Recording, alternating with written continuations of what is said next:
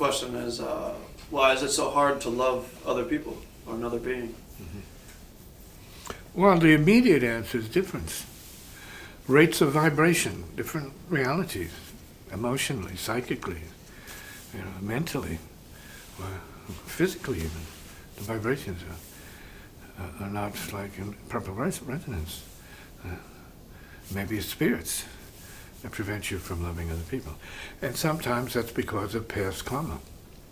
I mean, something done in the past. Now, of course, that's in the abstract. A lot of people don't believe in that, but in my tradition, that's like common.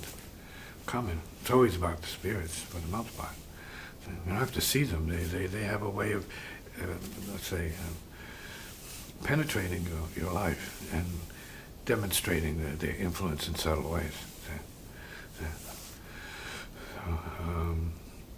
So we are not supposed to be always in love in a certain way, because we're here on this planet to experience suffering up to a point, right? Because that's what you're born of, right?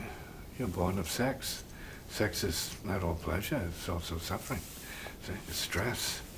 See? It's trying to be one with something you can't be one with, right? With someone you can never be one with, except in your mind. Like the body is just its own thing, right? Unless you liquefy it, and then you put both liquefied bodies into a big cup, and you both drink it. Who knows what you might be? That, right? You might be each other's energy at that point, which is hypothetical, but differences. That means time. If we're talking about differences, we're talking about time energies.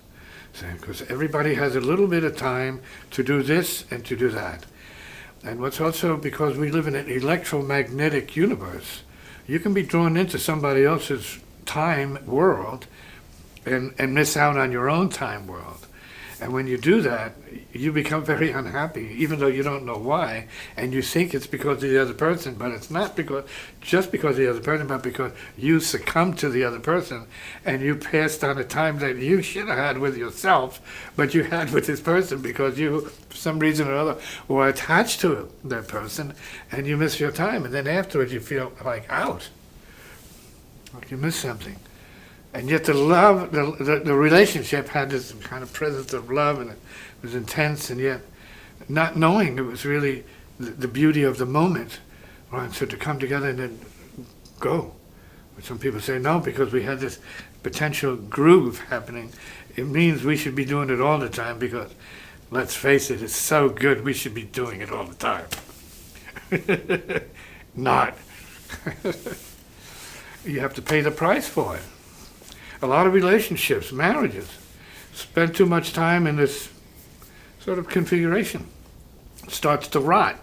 It's not because the people are bad, it's just, the thing came and went. And love visited for a period and disappeared. And, people really kill each other over that, right? Say, what, you don't love me anymore? I don't love you anymore, right? And none of it's real. None of it's real. It's not about me. It's not about you. It's not about love. It's just boom, boom, time. It's about time. Appearance, waves, time. Some would say it's spirit. Maybe. Yeah. People are here to disappear.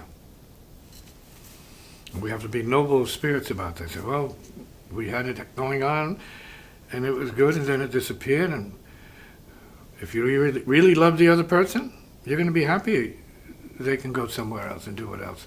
You want them to be as happy as they can be, right? So you have to like, what is the word, peel back some of your selfishness, your profound selfishness, right? Egotism, and let the person have some space and let them go and become what they need to become. Because maybe just a little bit of time with you and your type of love is all they need to take the next step. So when people get too engrossed and enwrapped in each other and entangled in each other's nonsense, then there's pain and suffering. It's not about a lack of love, it's too much time in bed. I'm just using that being playful. Right? Hugh.